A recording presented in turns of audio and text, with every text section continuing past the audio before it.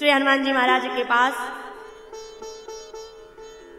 सर्पों की माता सुरसा, जब भूख लगती है ना सर्पिणी को, तो वह अपने अंडे खा लेती है, अपने बच्चों को खा जाती है। देवताओं ने देखा कि हनुमान जी महाराज के पास बल तो बहुत है। लोग कहते हैं अतुलित बलधाम महिम शैलावदेहम धनुज वन कृशानु ज्ञान नामाग्रगण्यम सकल गुण निरानम बानिराणामधीशम रघुपति प्रिय भक्तम बात जातम नमामि। बल बहुत है, लेकिन बल के साथ साथ में विवेक है कि नहीं, इस बात की परीक्षा भी तो कर लूं। देवताओं ने परीक्षा हनुमान जी महाराज की करने के लिए सर्पों की माता सुरसा को भेजा। देवता लोग भी परीक्षाएं लेते हैं, और जब वह सर्पिणी आई, सुरसा सामने आकर के मुख खोला, श्री हनुमान जी महाराज के बीच में विघ्न पैदा किया। श्री हनुमान जी महाराज से कहा, कहाँ जा रहे हो? हमको पहले भूख लगी है, आज देवताओं ने आहार भेजा है, हमको पहले भोजन कराओ। श्री हनुमान जी महाराज ने प्रणाम करते हुए कहा, माँ मैं जानकी के पास में संदेश राम जी का लेके जा रहा हूँ। राम जी का संदेश मैया को, मैया का संदेश राम जी को सुना दूं, इसके बाद मैं आपके पास आ जाऊंगा, आप मुझे खा लेना। क्या भरोसा तुम्हारा, तुम आओगे कि नहीं आओगे? आज अच्छा मौका है और देवताओं ने अनुग्रह किया है। आज सुरन मुहि दीने आहारा सुनति वचन कह पवन कुमारा राम काज करि फिर मैं आवहूं सीता कई सुधि प्रभु सुनावहूं। नहीं सुनूंगी, तुम नहीं आओगे, इसलिए तब तब बदन पैठी आई सत्य कहूं मुझे जाने दे माई। श्री हनुमान जी महाराज ने अपना धीरे धीरे धीरे धीरे स्वरूप बढ़ाया, क्योंकि सुरसा स्वरूप बढ़ा रही थी। जैसे जैसे सुरसा बदन बढ़ावा, धीरे धीरे बड़ी हुई तो श्री हनुमान जी महाराज भी बड़े होने लगे। अब सुरसा सत योजन तही आनन कीना, 100 योजन की हो गई। श्री हनुमान जी महाराज देखो, बड़े होना बड़ी बात नहीं है, शिखर पे पहुंचना बड़ी बात नहीं है, वहां पहुंच करके टिके रहना बड़ी बात है। बड़ा होना कोई बड़ी बात तो नहीं है। सुरसा हो रही है, हनुमान जी महाराज हो गए। सुरसा जितना स्वरूप बढ़ाती, जितना अपना मुख खोलती, हनुमान जी महाराज उतने बड़े होते चले जाते हैं।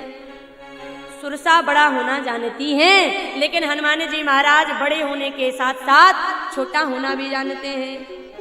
जैसे ही सुरसा ने अपना पूरा सत योजन तही आनन कीना बड़ा स्वरूप बनाया, श्री हनुमान जी महाराज तुरंत छोटे हुए, और जैसे ही छोटे हुए तो मुख में प्रवेश किया और गोल गोल चक्कर लगाया और बाहर आकर के खड़े होकर के प्रणाम करने लगे। मैया अब आपने मुझे खा लिया, अब आपकी अनुमति हो तो मैं जाऊं, मेरे को आगे काम करना है।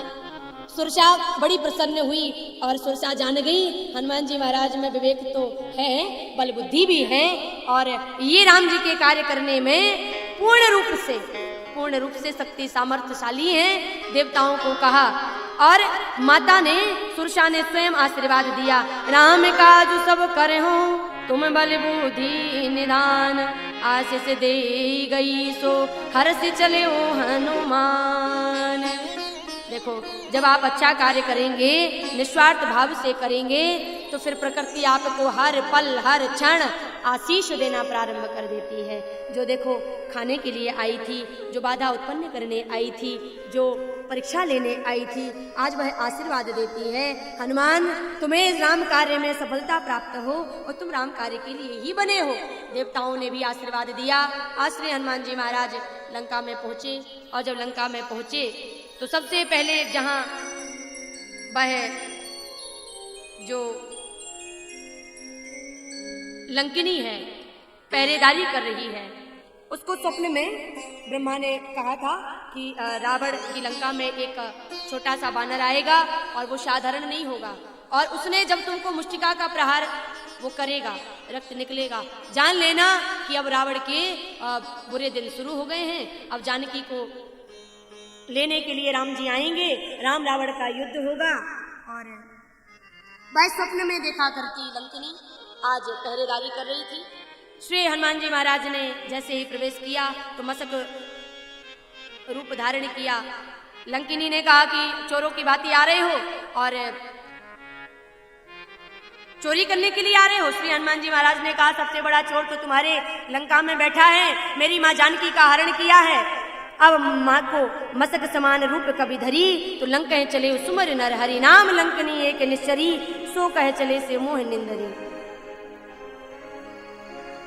मुठका एक महाकपि हनी, रुधिर बमत धरनी ठन मनी। वह जान गई आज और दर्शन किया तो मंदिर मंदिर प्रति कर जोधा, देखे जयते अग्नित शोधा। मंदिर की भांति लंका नगरी नजर आ रही है। हनुमान जी महाराज ने कहा लंका निश्चर निकर निवासा, यहाँ कहाँ सज्जन कर बासा। ये सुंदर नगरी दिखाई दे रही है, लेकिन निशाचर रावण की लंका में ये मंदिर कहाँ से आ गए और राम राम की ध्वनि दिखाई सुनाई पड़ रही है, तो ये भक्त कहाँ से प्रकट हो गया। श्री विभीषण का दर्शन हुआ। विभीषण राम जी के भक्त हैं, बहुत भगवान का भजन करते हैं। उनकी कुटिया में राम नाम लिखा है। एक बार जब हनुमान जी से भेंट हुई, श्री हनुमान जी का दर्शन हुआ, अब राम का दर्शन होगा। विभीषण को पूरा भरोसा हो गया। तो विभीषण से कहा हनुमान ने, रावण ने कभी विरोध नहीं किया तुम्हारा, ये राम राम लिख करके रखे हो। विभीषण ने कहा किया तो था, फिर तुमने क्या कहा? अरे भैया रावण आया। रावण ने कहा तुम भाई से द्रोह करते हो, तुम मेरे शत्रु के मित्र हो, तुमने उसका नाम लंका में लिख रखा है और ये राम उसी का नाम है, मैं तुम्हें जीवित नहीं छोड़ूंगा। मैंने कहा भैया आप ही मेरे मैया बाप हो। उसने कहा कैसे? मैंने कहा ये राम का नाम नहीं है, ये आपका ही नाम है। बोले कैसे? मैंने कहा रा से रावण और माँ से मंदोदरी। तो रावण बड़ा खुश हो गया और उसने कहा केवल एक दीवार पर नहीं, पूरी लंका में राम नाम लिखवा दो। तो मैंने राम नाम लिखवा दिया। अब ये राम का नाम ही रावण की लंका में जो है अपना प्रभुत्व स्थापित करेगा। तो श्री हनुमान ने पूछा कि माता जानकी कहाँ हैं और मुझे दर्शन करना है। तो अपनी सारी बातें बताई। सुनो पवन सुत रानी हमारी, जिमि दसनन महु जीव विचारी। अब लेकिन आपके ऊपर कृपा अनुग्रह होगी, आप परेशान मत होइए। विभीषण को समझाया। अशोक वाटिका में मैया बैठी वृक्ष के नीचे, जहाँ भगवान श्री राम का चिंतन करती जली कटी सुना रहा है रावण। माता जानकी ने देखा मेरा भाई नहीं है लंका में, मेरे परिजन नहीं है, मैं भारत की नारी हूँ, सनातन संस्कृति को धारण करके रखी हूँ, मैं कैसे रावण का जवाब दूं? प्रश्नों को, इनके सवालों को, इनकी जली कटी भाषा को मैं कैसे प्रति उत्तर इसका दे पाऊं? उस समय जानकी को रावण की लंका में भाई का दर्शन हुआ। एक तृण दिखाई दिया, उसका ओट लेकर के माँ जानकी ने कहा रे तृण तू भूमि से उत्पन्न हुआ, मैं भी भूमि से उत्पन्न हुई, तू मेरा भाई लगा, इसलिए तृण धरि ओट कहत वैदेही सुमेर पवन सुत अवध स्नेही परम स्नेही। भगवान राम के द्वारा जो माँ जानकी को देने के लिए भगवान श्री राम जी ने मुद्री दी थी, वह श्री हनुमान जी महाराज ने माँ जानकी को प्रदान करी।